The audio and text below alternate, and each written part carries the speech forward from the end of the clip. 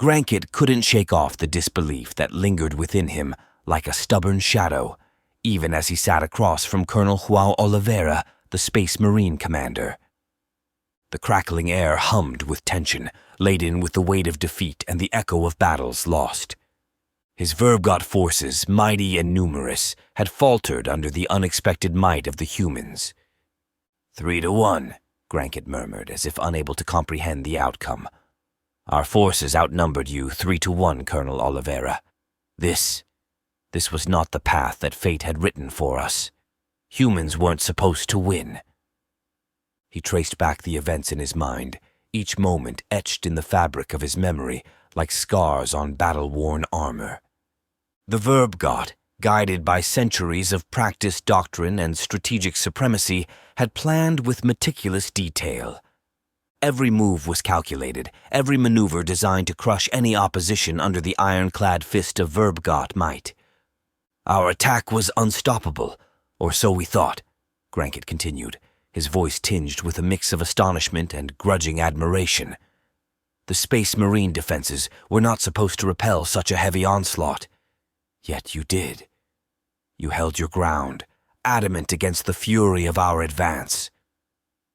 He gazed at Colonel Oliveira, trying to decipher the secrets hidden within the eyes of the human commander. What gave them the strength to stand firm where others would have crumbled? And when we breached the eastern defenses, Grankit's voice tightened with a hint of frustration, it was a sure sign of victory, as dictated by the tested Verbgot doctrine of war. We anticipated triumph, assumed it was a matter of time before your resistance faltered. But somehow, you humans won.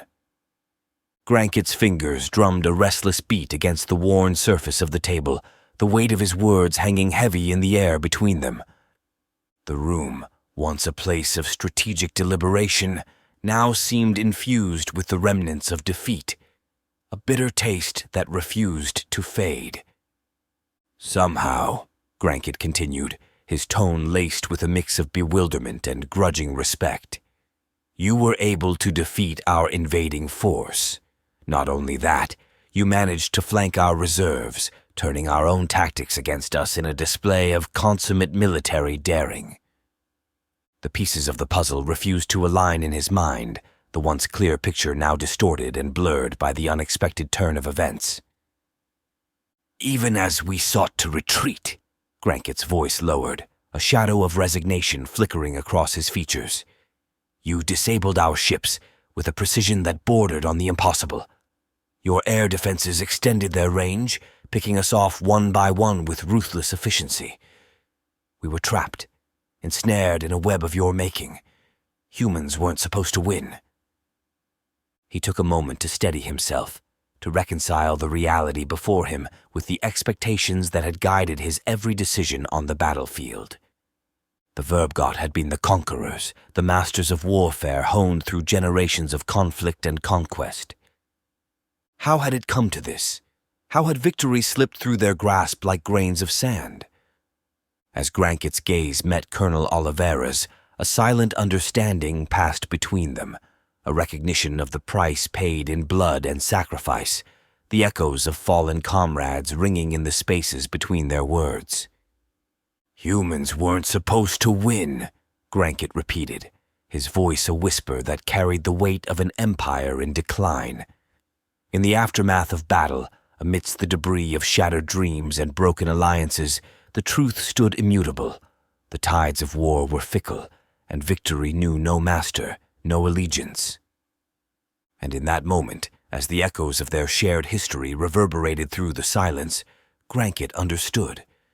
Victory was not a birthright, nor a predetermined fate written in the stars. It was a fragile thing, a fleeting dance between fate and chance, where even the mightiest could fall and the vanquished could rise anew.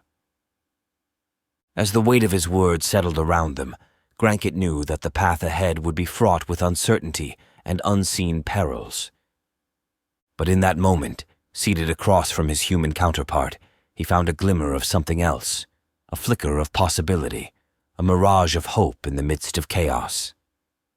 For in the aftermath of battle, where once stood only the specter of defeat, there bloomed the seed of something new, a bond forged in the crucible of conflict, a testament to the pliability of the human spirit and the enduring legacy of those who dare to defy the odds. Colonel Oliveira leaned back in his chair, his gaze unwavering as he considered Granket's words. Across the table, the Vergot field commander sat with a mixture of contemplation and resignation etched on his features.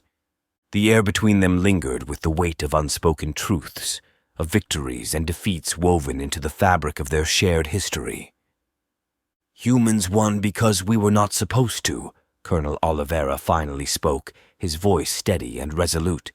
"The Verbgots are not the first to underestimate the spirit and resourcefulness of humanity. The Prosenuthians, the Noans, the Morals, and even the space pirates all believed our limits were far lower than what we ultimately achieved. You didn't expect us to win because we were outnumbered, but we were not outmatched." His words echoed in the chamber, a declaration of defiance against the expectations that had sought to confine them. The limits imposed by race and strategy crumbled in the face of human determination, a force as boundless as the stars themselves. "You didn't expect us to win because your tactics were proven against every race except for humans," Colonel Oliveira continued, his gaze unwavering. "In your mind, defeat was not a possibility. But it is in adversity that we find our true strength, in the crucible of challenge that we rise above the constraints of expectation."